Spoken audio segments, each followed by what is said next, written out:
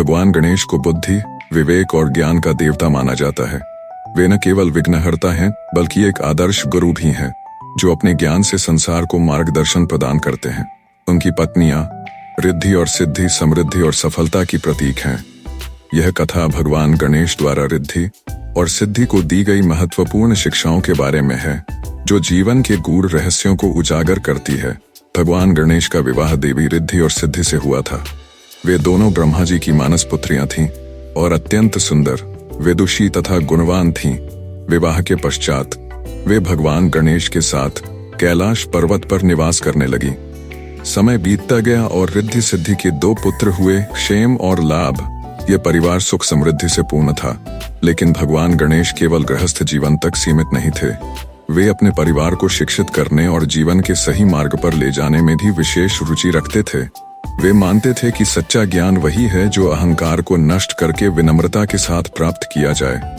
एक दिन रिद्धि और सिद्धि ने देखा कि समस्त देवता और ऋषि मुनि भगवान गणेश का अत्यधिक सम्मान करते हैं। वे उनके ज्ञान और बुद्धिमत्ता की सराहना करते हैं और किसी भी कार्य के शुभारंभ से पहले उनकी वंदना करते हैं। यह देखकर रिद्धि और सिद्धि के मन में जिज्ञासा उत्पन्न हुई। वे सोचने लगीं कि उनके पति तो महान हैं, लेकिन वे भी तो ज्ञान और बुद्धि में कम नहीं हैं। फिर उन्हें वह सम्मान क्यों नहीं मिलता जो भगवान गणेश को प्राप्त है। कुछ समय तक वे इसी विचार में डूबी रहीं। फिर एक दिन उन्होंने भगवान गणेश से इस बारे में पूछ ही लिया।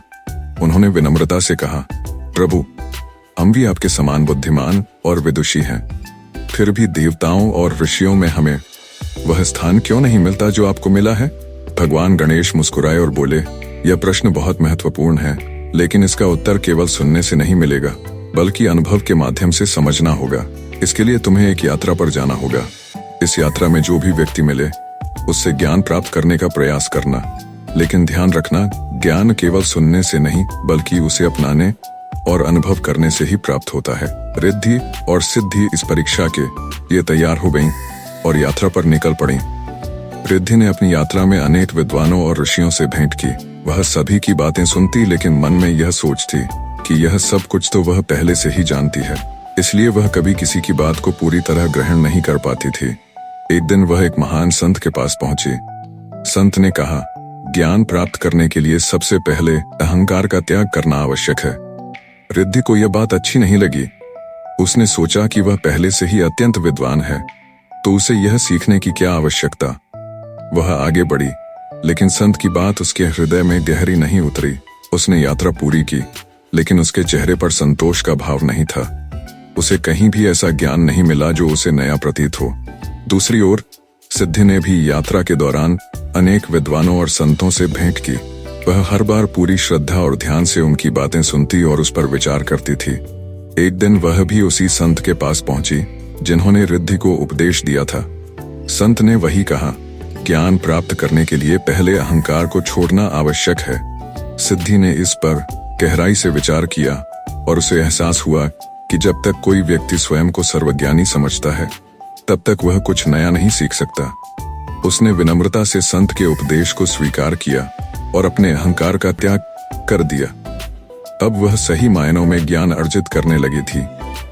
कुछ दिनों बाद जब दोनों बहनें वापस कैलाश पहुंची, तो भगवान गणेश ने उनसे उनकी यात्रा के अनुभव पूछे। रिद्धि ने कहा, प्रभु, मैंने कई विद्वानों और ऋषियों से ज्ञान प्राप्त किया, लेकिन मुझे कोई नई बात नहीं मिली। सभी वही बातें कह रहे थे जो मैं पहले से जानती थी। सिद्धि बोली, स्वामी, मैंने भी अनेक विद्वानों से ज्ञान प्राप्त किया, लेकिन एक बात विशेष रूप से समझ में आई कि जब तक हम अहंकार को नहीं छोड़ते, तब तक नया ज्ञान अर्जित नहीं कर सकते। भगवान गणेश मुस्कुराए और बोले, यही अंतर है। रिद्धि, तुमने ज्ञान तो प्राप्त किया, लेकिन उसे स्वीकार नहीं किया। सिद्धि, तुमने विनम्रता के साथ ज्ञान को ग्रहण किया, इसलिए तुम्हें सच्चा लाभ हुआ।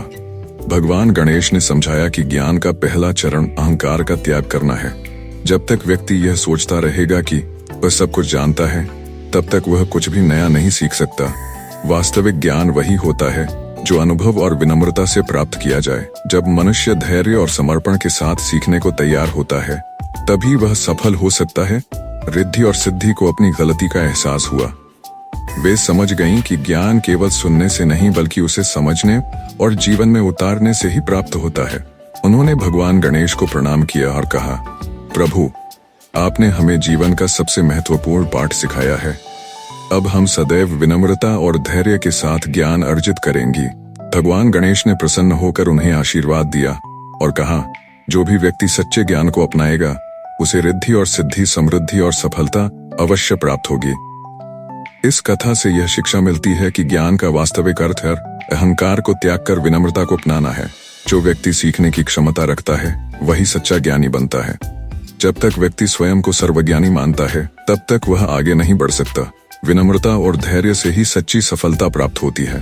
इसी कारण से गणेश जी के साथ रिद्धि सिद्धि का संबंध है। जो सच्चे ज्ञान को अपनाएगा वही समृद्धि और सफलता प्राप्त करेगा।